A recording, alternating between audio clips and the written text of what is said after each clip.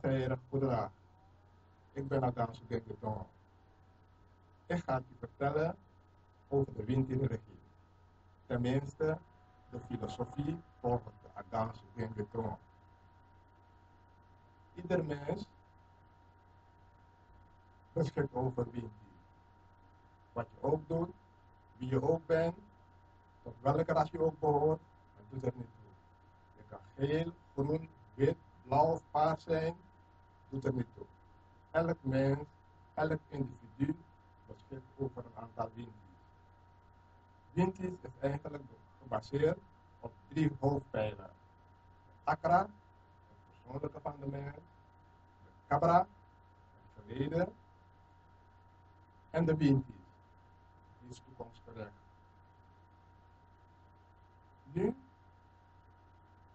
ga ik een beetje vertellen over de Akra, wat de Akra precies is. De Akra is het goddelijk element in de mens. De Akra komt rechtstreeks van de schepper en na de dood keert de Akra rechtstreeks terug naar de schepper toe. De mens heeft totaal geen invloed op de Akra. De Akra is onkwetsbaar, de Akra is ondeelbaar. De Akra is een zelfstandig, autonome element in de mens. Levensadem. Op het moment dat dat weg is het afgelopen met alles. Dat is de Akra. Onder de Akra heb je de Jeje. In tegenstelling tot de Akra is de Jeje aardgebonden. De Jeje is kwetsbaar, omdat het aardgebonden is. Alles wat we meemaken in het dagelijks leven ondervindt de Jeje. De Jeje is het meest persoonlijke van de mens.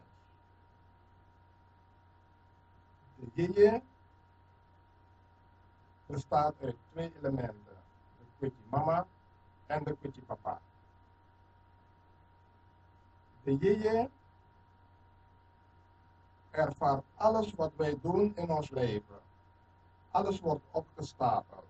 Al het goede, al het kwade, totaal alles wat we doen in het leven wordt opgeslagen.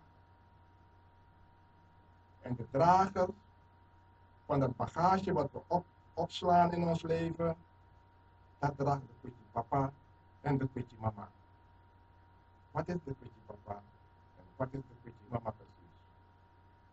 Nou, de Kwiti Papa en de Kwiti Mama zijn de 2 elementen die de Jeje vormen. Bij conceptie komt het zaadje bij het eitje en er ontstaat een kindje. Vanaf dat moment dat het zaadje bij het eitje komt, is de Jeje er al. Na een paar dagen, 7 tot 14 dagen, doet de Akra zijn intrede. Dan wordt het kindje bezield, wordt het mens bezield. Nou, de Kwiti Mama, die komt altijd van de vaderkant af. Dat levert de vader. En de Kwiti Papa, dat levert de moeder. Kwiti Papa, die door de vader geleverd wordt, erft een groot deel van de vader. Daarom, als een kind geboren is het een meisje, dan is het eigenlijk meer gebonden geaard aan de vaderfamilie. Is het een jongen, is het meer geaard aan de moederfamilie. Omdat de moeder, die levert de Kwiti Mama en de vader levert de Kwiti Papa.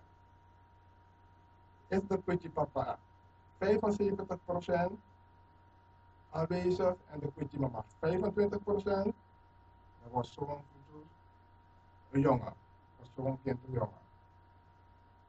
Is het andersom met de Kwiti Mama 75% en de Kwiti Papa 25%,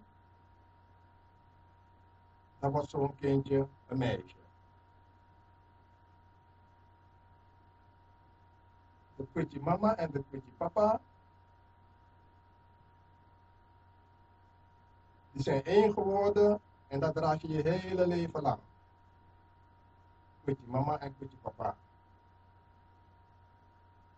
En die vormt de jeje. Naast de kwitje papa en de kwitje mama heeft de mens nog een element. En dat is de Jojo. De Jojo Winti is niks anders dan de eerste Winti van de mens. Vanaf dat kind geboren is, doet de Jojo Winti zijn intrede. De Jojo Winti is het hoofd eigenlijk van al de andere Winti die dat kind gaat dragen. Alle andere Winti wat dat kind ook gaat krijgen, die dient te gehoorzamen aan de Jojo Winti. De Jojo Winti die gaat spreken namens de Jeje. Dus de Jojo Winti die spreekt namens Kwitje papa en Kwitje mama.